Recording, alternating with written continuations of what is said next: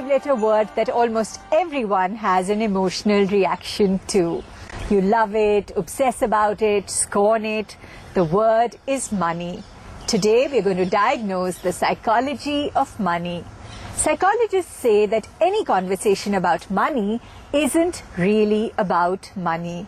It's about power, prestige, arrogance, even sexuality. Dr. Salman Akhtar is an internationally acclaimed author, poet and psychoanalyst. He's currently professor of psychiatry at the Jefferson Medical College, USA, and has researched pretty much every area of both human happiness as well as human dysfunction. And money, especially, is an area loaded with potential difficulties.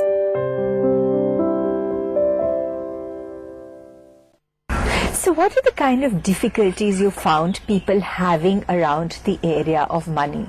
For instance, there seems to be this mad curiosity to know how much somebody is making or how much they're earning, but an inability to talk about it. It's a remarkable thing. And the stories about Nizam of Hyderabad and Maharaja Patiala and Maharaja Sindhia and all these stories circulate. And how much money Amitabh Bachchan has, how much money Maharaja Patiala had, what about Bill Gates, what about... There's a whole peeping Tom syndrome vis-a-vis other people's money. It gives us an enormous amount of titillation to hear about the rich.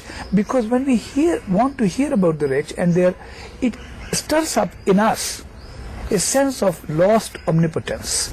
When we see extreme wealth, suddenly that lost omnipotence gets activated and we feel maybe we can do everything.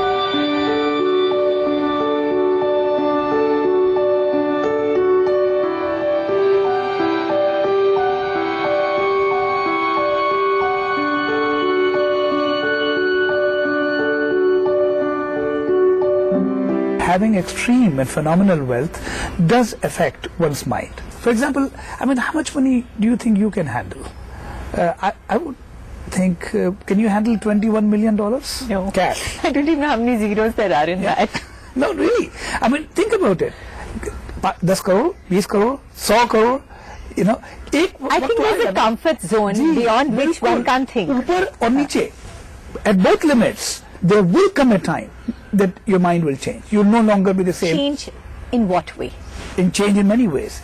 You could develop a sense of omnipotence. You could feel that you are entitled to anything.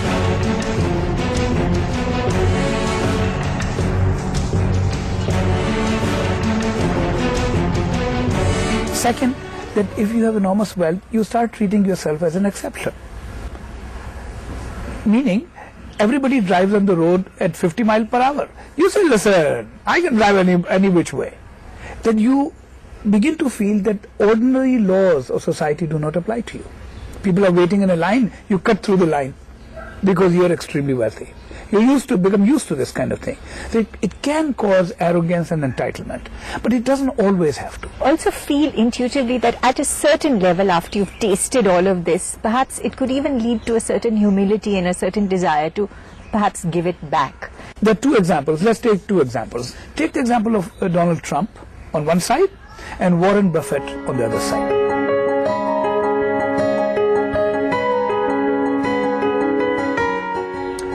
Warren Buffett is at least 10 times richer than Donald Trump. Donald Trump keeps making more buildings, and everything that he makes is called Trump this, his name, And any man who colors his hair is already suspect anyway. You see? We forgive women for these kind of things, but beware of men who dye their hair.